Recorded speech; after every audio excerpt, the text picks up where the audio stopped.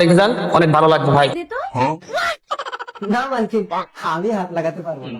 কেন, তোর হাত কি ভেজা? কারেন্ট লাগবে? না মালকিন, আমি টিপতে পারবো না। কি? মুখের উপরে কথা? চাকর চাকরের মতো থাকবি, টিপে দে।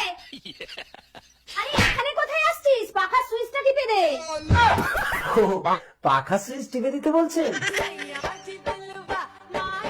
এই ঘামাচি, চল আমাকে বিয়ে করবি। হ্যাঁ, আপনাদের বাড়ি কাজ করি বলে কি যা বলবেন তাই শুনতে হবে? চাকর চাকরের মতো থাকবি, যা বলবো তাই শুনবি। চল আমাকে বিয়ে করবি। এই চাকর, তোর এত বড় সাহস, তুই আমার মেয়েকে বিয়ে করছিস? কাট কাট, হয়নি, থাপ্পড়টা জোরে হবে। ভিডিও বানাচ্ছি মা।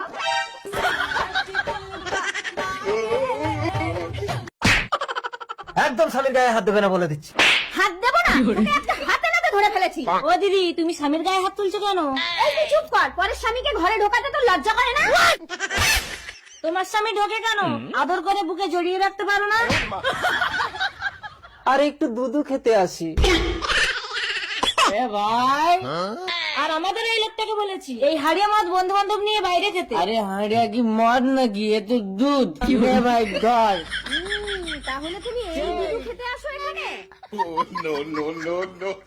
এই হাড়িয়া মদ খায় না? দেখো না, যেন বাপের দুধ খাচ্ছি। এই দুধু খেতে আমি এখানে আসি, তুমি খাবে? রাবিশ। মদ্যপানের বিরুদ্ধে যারা, তাদের মাথায় পড়ুক বাস।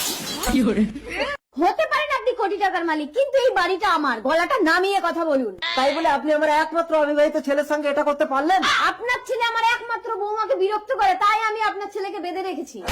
এই তোর মা তো এত বছর মারা গেছে, আমারও তো গা হাত পা কামড়ায়। কই আমি কারো বউয়ের সঙ্গে এরকম জড়াজড়ি করেছি? শোনো, স্বামী মরে যাওয়ার পরে আমার এই যৌবনের মোড়া গাঙে একবার যদি বানাসে, আপনি কিন্তু ঠেকাতে পারবেন না। আচ্ছা ঠিক আছে, আমার ছেলেকে ছেড়ে দিতে কত টাকা চাই বলুন? কি? এই চম্পাকে আপনি টাকার লোভ দেখান? ঠিক আছে, তাহলে আপনি কি চান বলুন? বিয়ে। আমার একমাত্র অবিবাহিত ছেলে আপনাকে বিয়ে করবে? আমাকে কেন, আমার বিধবা বৌমাকে। একটা বিধবাকে আমার একমাত্র বৌমা করব? আমার ছেলে বালেশ্বর ট্রেন দুর্ঘটনায় মারা যায়, আর আমি একজন বিধবা হয়ে বুঝি স্মৃতি দিয়ে যৌবনকে সামলানো যায় না। এটা শারীরিক নির্যাতন, মানবিক অপরাধ।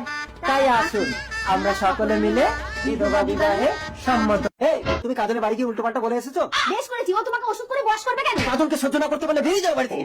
এটা আমার সহ্যই হয় না, আমি কাজলের কাছেই চলে যাবো। মা তুমি কাঁদছো কেন, কি হয়েছে? কি ওই মহিলার জন্য বাবা তোমার গায়ে হাত দিয়েছে? ওকে আজ আমি শেষ করে ফেলবো। যাস না প্রতীক। এই কাজল বেরিয়ে আয়। মুখ সামলে কথা বলো প্রতীক, আমি তোমার